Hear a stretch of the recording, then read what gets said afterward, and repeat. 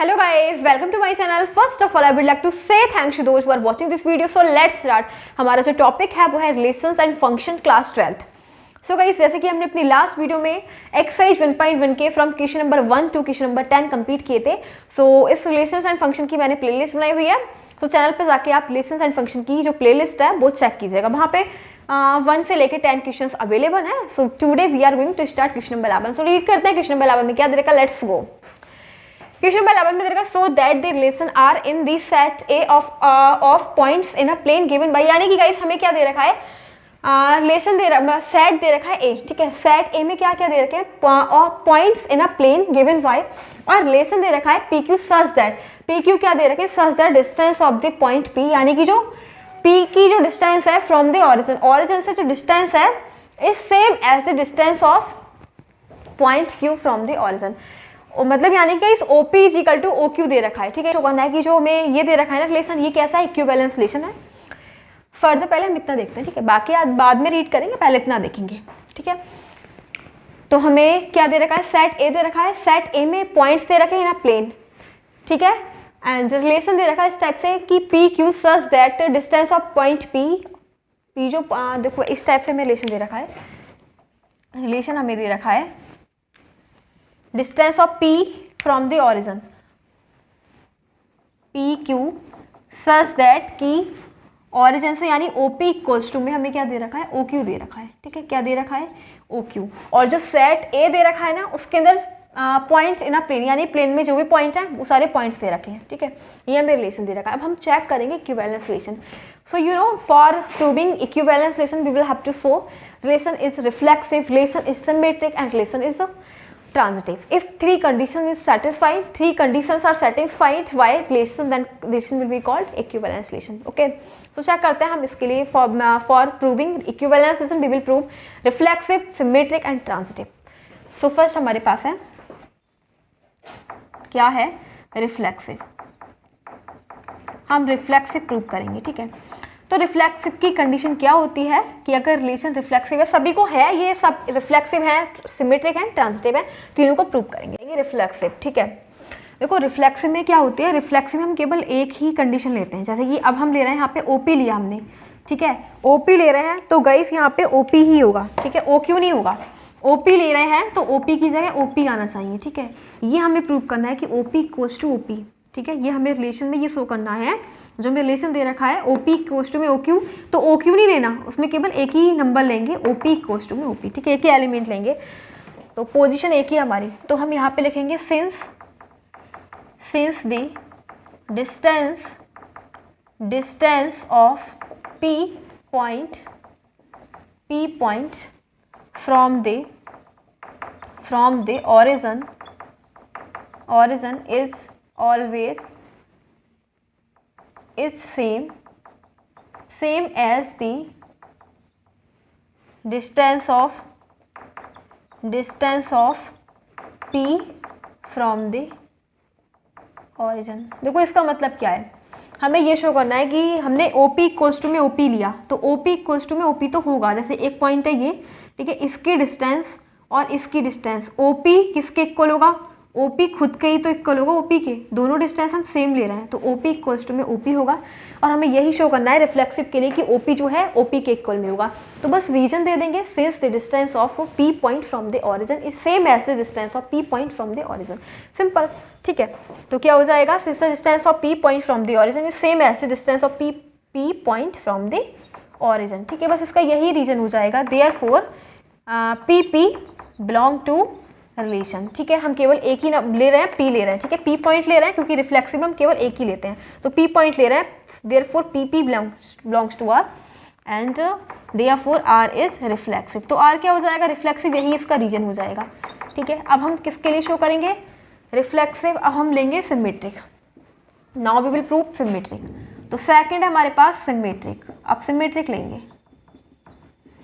Symmetric की condition क्या होती है, सिमेट्रिक की कंडीशन होती है कि अगर AB है, AB को हम BA से रिप्लेस कर दें तो इन दोनों क्या हो जाए, इक्वल हो जाए. AB को BA से रिप्लेस कर दें, दोनों इक्वल हो जाए, तो ये कंडीशन होती है हमारी सिमेट्रिक की. ठीक है, तो देखो ये हमें दे रखा है OP इक्वल्स टू में OQ, तो हम यहाँ पे लिखेंगे distance of P point from the origin is same as the distance of Q point from the origin. देखो कैसे, if the distance of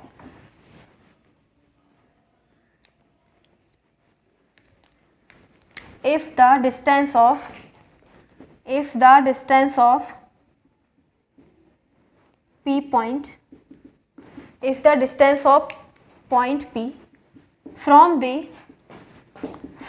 origin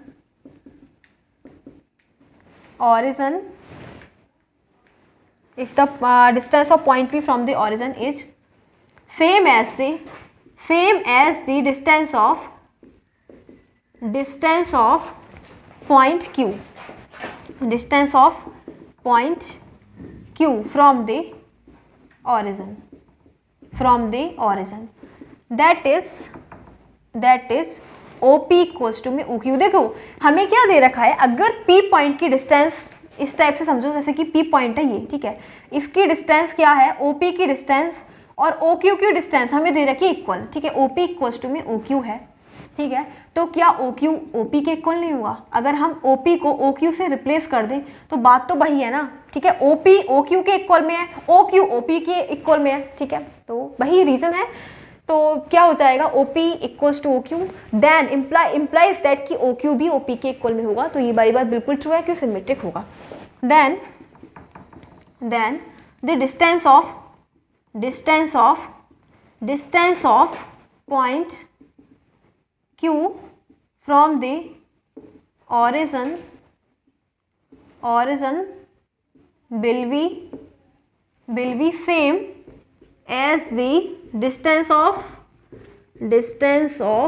point P from the origin, ठीक है, from the origin। बस कुछ नहीं है, केवल हमने लैंग्वेज में जो इतनी बड़ी लैंग्वेज लग रही है ऐसा कुछ नहीं है। क्या दे रखा है इसके अंदर, बस आपको ये लिखना है कि जब P की डिस्टेंस ऑरिजिन से इक्वल है, Q की डिस्टेंस ऑरिजिन से, दोनों क्या इक्वल है, तो सिंपली बात है कि जो OQ की डिस्टेंस होगी वो भी OP के इक्वल में होगी। So then the distance of point Q from the origin will be same as the distance of point P from the origin, therefore OQ क्या हो जाएगा, OP के इक्वल में, ठीक है। यहाँ पे implies that लिखना, implies that कि OQ इक्वल हो जाएगा OP के इक्वल में, and therefore PQ, so लिखना PQ belong to R, implies that QP भी बिलोंग कर रहा है कहाँ पे, R में, therefore relation is symmetric। तो रिलेशन क्या है, सिमेट्रिक है, ठीक है, क्या हो जाएगा, सिमेट्रिक। अब हमने ये प्रूव करा, इसको रिफ्लेक्सिव शो किया हमने। So now we saw that relation is reflexive, we proved relation is symmetric and reflexive। so again we are next है हमारा transitive, so we will also prove transitive because we have to prove relation is an equivalence relation। for proving equivalence relation we will have to show the property of relation, that relation is reflexive, relation is symmetric and relation is transitive। so we will go on relation, we will prove relation is transitive also। so prove करेंगे transitive के लिए।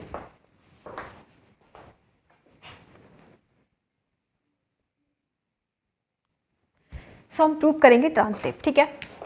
अब transitive देखेंगे, third case हमारे पास transitive में हमें क्या prove करना होता है कि अगर AB इक्वल्स टू है, AB एंड VA क्या है, रिलेशन में है, AB और B है रिलेशन में, तो हम ये प्रूव करेंगे कि AB और BC, ठीक है, AB और BC, तो ACB रिलेशन में बिलोंग करना चाहिए, ठीक है। यानी कि ये कंडीशन हमें गिवन होती है, ये कंडीशन हम अपने पास से लेंगे और ये वाली कंडीशन हम प्रूव करेंगे, ठीक है, नीचे वाली कंडीशन को हम प्रूव करेंगे। तो देखो ट्रांजिटिव के लिए हम क्या करेंगे, if the distance of point P from the origin is same as the distance of point Q from the origin, that is OP equals to में OQ, ठीक है। ये हमने लैंग्वेज लिखी कि जब डिस्टेंस P पॉइंट की Q पॉइंट से सेम है, ठीक है, ऑरिजिन से, एंड ये हमें गिवन कंडीशन है, ठीक है, ये वाली condition, and the distance of point point Q is same as the distance of point S from the origin, ठीक है, from the origin, that is OQ equals to में OS। मतलब कैसे ये दे रखा है कि जब और डिस्टेंस Q पॉइंट की सेम है डिस्टेंस S पॉइंट से from the origin, that is OQ equals to में OS। इसको बोलो 1, इसको बोलो सेकंड, ठीक है। तो फ्रॉम फर्स्ट एंड सेकंड हम क्या कंक्लूजन निकालेंगे, जब OP OQ के इक्वल है और OQ OS के इक्वल है तो क्या OP और OS के इक्वल नहीं होगा, बिल्कुल होगा, ठीक है। तो यहाँ पे लिख देंगे from first and second, from first and second OP क्या है, OS के इक्वल होगा। सो therefore PQ belong to R and QS belong to R implies that P और S भी R में belong कर रहे हैं, therefore relation is transitive, ठीक है। तो relation क्या है, transitive है, ठीक है। ट्रांजिटिव की कंडीशन बहुत ईजी है कि अगर OP क्या है OS के OP क्या है OQ के इक्वल और OQ है OS के इक्वल, तो इन दोनों से हमें कंक्लूजन निकला कि OP क्या है OS के भी इक्वल है, तो ये रिलेशन क्या हो जाएगा, ट्रांजिटिव। एंड ये हमारा यहाँ ट्रांजिटिव था, तो हमें क्या शो करना था, हमें शो करना था कि जो रिलेशन है वो इक्विवेलेंस रिलेशन है, ठीक है। तो हमने प्रूव किया इक्विवेलेंस रिलेशन के लिए reflexive, symmetric and transitive. And यहाँ पे लिख देंगे hence relation is an equivalence relation, ठीक है। रिलेशन कैसा इक्विवेलेंस रिलेशन है। अब देखो नेक्स्ट हमें क्या दे रखा है, यहाँ तक हमने कंप्लीट किया। नेक्स्ट स्टेटमेंट क्या दे रखा है क्वेश्चन में, वो चेक करेंगे। Further show that the set of all points related to a point, हमें ये शो करना है कि, और हमें ऑल्सो ये शो करना है the set of all points, उन सभी पॉइंट्स का सेट निकालना है रिलेटेड टू पॉइंट P। एक पॉइंट है P is not equals to 0,0, यानी कि वो ऑरिजिन नहीं है, ठीक है, ऑरिजिन नहीं है। Is the circle passing through P with origin, और इज द सर्कल है वो passing through point P with origin के साथ पॉइंट P से पास हो रहा है। इसको हम समझेंगे, ठीक है, इसको फिगर से समझते हैं। तो इसको रफ कर देंगे एंड फिगर से एक्सप्लेन करेंगे इसको। हाँ, तो देखो हम इसको एक्सप्लेन करेंगे फिगर से। बोला गया है कि the set of all points related to a point P, एक पॉइंट P है, ठीक है, वो ऑरिजिन नहीं है, is the center passing from the through P with origin as centre.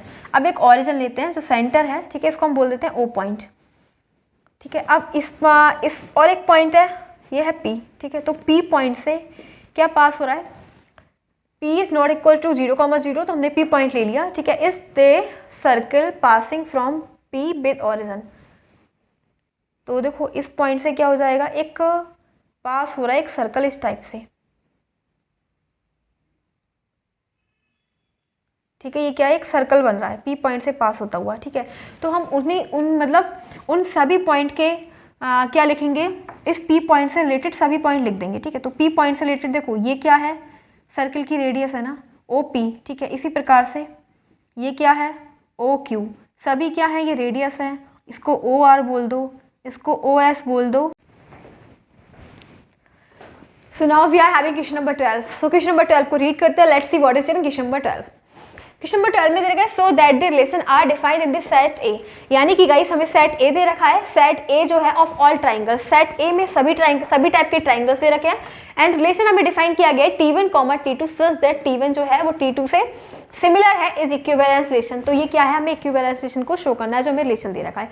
So for proving equivalence relation we will have to show reflexive, relation is reflexive and relation is symmetric and relation is transitive. So three conditions of relation should be satisfied, then it will be called relation is equivalence relation. तो वो हम show करेंगे, ठीक है।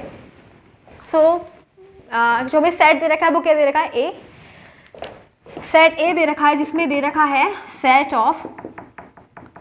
Of all triangles, all type of triangles, ये set दे रखा है, ठीक है। और हमें रिलेशन दे रखा है T1, T2 such that T1 is similar T2, ठीक है, यानी कि जो T1 ट्राइंगल है वो T2 ट्राइंगल से सिमिलर है। हम क्या प्रूव करेंगे? रिफ्लेक्सिव, ठीक है, क्या प्रूव करेंगे? रिफ्लेक्सिव। देखो रिफ्लेक्सिव में हम क्या प्रूव करते हैं कि हम जैसे कि एक ही एलिमेंट लेते हैं, एक ही नंबर लेते हैं, a कॉमा ए बिलोंग करना चाहिए रिलेशन में, ठीक है। तो हम फिलहाल इस केस में केवल एक ही टाइप का मतलब T1 ट्राइंगल लेंगे, ठीक है, T1 ट्राइंगल लेंगे, T1 ट्राइंगल, ये ट्राइंगल ले रहे हैं T1, ठीक है। तो T1 ट्राइंगल अपने आप से सिमिलर होगा, सिमिलर होगा ना, हम ट्राइंगल क्या ले रहे हैं? T1, T1 ट्राइंगल अपने आप से ही सिमिलर होगा, तो ये रिफ्लेक्सिव होगा। तो हम लिखेंगे be know that triangle T1 is similar to itself T1 triangle, ठीक है, T1 ट्राइंगल, ये ट्राइंगल अपने आप से सिमिलर होगा, तो बिल्कुल ठीक बात है। therefore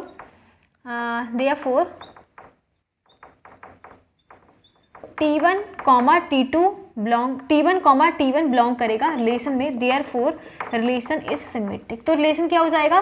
रिफ्लेक्सिव होगा, ठीक है, रिफ्लेक्सिव होगा, क्योंकि T1 T2 बिलोंग कर रहा है किसमें? रिलेशन में, तो रिलेशन क्या है? रिफ्लेक्सिव। अब हमने रिफ्लेक्सिव शो किया, फिर नेक्स्ट हम शो करेंगे सिमेट्रिक के लिए, ठीक है। अब क्या शो करेंगे? सिमेट्रिक। तो देखो सिमेट्रिक में हम क्या शो करेंगे? सिमेट्रिक की कंडीशन होती है कि अगर A कॉमा B इम्प्लाइज कर रहा बिलोंग कर रहा है रिलेशन में, तो इम्प्लाइज दैट कि B comma A B R में ही बिलोंग करना चाहिए, ठीक है, ओके। तो ये कंडीशन होती है। तो देखो फ्रॉम रिलेशन हमें दे रखा है if T1 is similar to T1 triangle is similar to T2 triangle, ठीक है। अगर T1 ट्राइंगल सिमिलर है T2 ट्राइंगल के, that is T1 equals to T2, ठीक है। T1 क्या है? T2। तो हमें क्या प्रूव करना होगा? क्या T2 भी T1 के इक्वल होगा? बिल्कुल सेम बात है कि अगर T1 सिमिलर है T2 के, तो T2 भी तो सिमिलर होगा T1 के। सो यहाँ पे लिखेंगे therefore so T2 triangle is also similar to triangle T1, ठीक है, that is T2 equals to T1। तो अब यहाँ से हम ये लिखेंगे if so T1 T2 belong to R implies that T2 T1 भी R में बिलोंग करता है, सो रिलेशन इज सिमेट्रिक। इसलिए रिलेशन क्या है? सिमेट्रिक है, ठीक है, ये रिलेशन है सिमेट्रिक। अब हम थर्ड केस क्या हमारे पास? ट्रांजिटिव का। सो हम ट्रांजिटिव देखेंगे। ट्रांजिटिव, ठीक है, ट्रांजिटिव की कंडीशन क्या होती है? ट्रांजिटिव में हम ना ए बी बिलोंग कर रहा है आर में एंड वी सी बिलोंग कर रहा है आर में, तो इम्प्लाइज दैट कि ए कॉमा सी भी बिलोंग करना चाहिए आर में, ठीक है। ये ट्रांजिटिव की कंडीशन होती है। तो दो कंडीशन तो हमारी गिवन होती हैं, 2 conditions are given and third condition we will prove, ठीक है। We have to prove if 2 conditions there are given 2 conditions a comma v belong to R and v comma c belong to R, but third condition we will prove, ठीक है। तो हम देखो 2 condition we will take। कौन सी condition? हाँ, from relation if T1 triangle is similar to triangle T2 and T1 triangle similar है T2 triangle के and T2 triangle is similar to triangle T3, that is T1 equal to T2 and T2 equal to T3। हम इससे क्या conclusion निकालेंगे? we will take out the conclusion from this statements we are given that if T1 triangle is similar to T2 triangle and T2 triangle is similar to T3 triangle, तो ये बोलेंगे कि जो T1 triangle है वो T3 के भी equal होगा, ठीक है। So implies that T1 triangle is similar to triangle T3, that is T1 equals to T3। जब T1 T2 के इक्वल और T2 T3 के, तो इससे हम ये भी निकालेंगे कि T1 T3 के भी इक्वल होगा and so T1 T2 belong to relation and T2 T3 belong to relation implies that T1 और T3 भी रिलेशन में बिलोंग करेगा, ठीक है। तो देयरफॉर रिलेशन इज ट्रांजिटिव। अब हमें क्या बोला गया था? हमें शो करना था हमें ये बोला गया था कि हमें इक्विवेलेंस रिलेशन शो करना था, ठीक है। हमने इक्विवेलेंस रिलेशन में रिफ्लेक्सिव, सिमेट्रिक एंड ट्रांजिटिव तीनों प्रूव करे, तो क्या हो जाएगा, hence relation is an equivalence relation, ठीक है। तो यहाँ पे लिख देंगे हेंस रिलेशन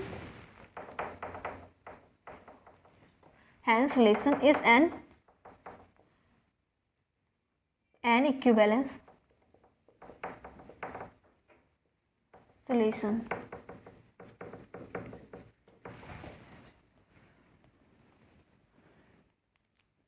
इक्विवेलेंस रिलेशन, ठीक है। अब देखो हमने यहाँ तक प्रूव कर दिया कि इक्विवेलेंस रिलेशन है। कंसीडर थ्री, अब नेक्स्ट हम रीड करेंगे, पहले इसको रब कर देते हैं, डन।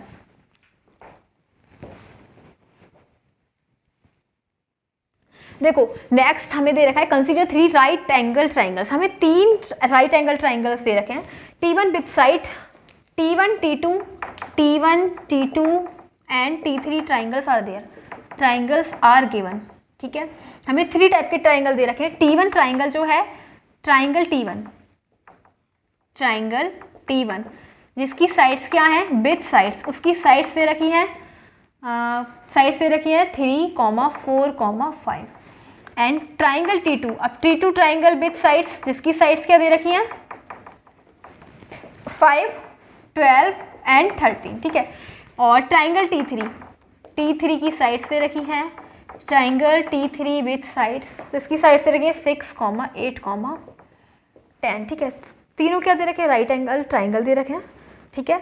और हमें बताया गया है कि इसमें हमें चेक करना है which triangle among T1 T2 T3 are related, मतलब ये तीनों ट्राइंगल कौन कौन से ट्राइंगल है जो एक दूसरे से रिलेटेड है, ठीक है। चेक करते हैं। देखो एक ट्राइंगल T1 और ट्राइंगल T3, ये दोनों ट्राइंगल एक दूसरे सिमिलर है। कैसे, ये है, इसकी साइड क्या है 3/6, 4/8, इसकी साइड क्या है 5/10, तो ये क्या हो जाएगा, इसको करो 1/2, ये 1/2, ये 1/2। तो हमने देखा कि इन दोनों के ट्राइंगल T1 और लिखेंगे कि triangle T1 and triangle T3 are related to this triangles among are related to each other, ठीक है, each other because their corresponding sides are proportional, ठीक है। रीजन क्या हो जाएगा कि इनकी जो दोनों की साइड्स हैं वो क्या है, एक दूसरे करस्पॉन्डिंग साइड्स प्रोपोर्शनल हो जाएंगी, ठीक है। सो गाइस ये हमारा जो क्वेश्चन नंबर 12 है कंप्लीट हो चुका है।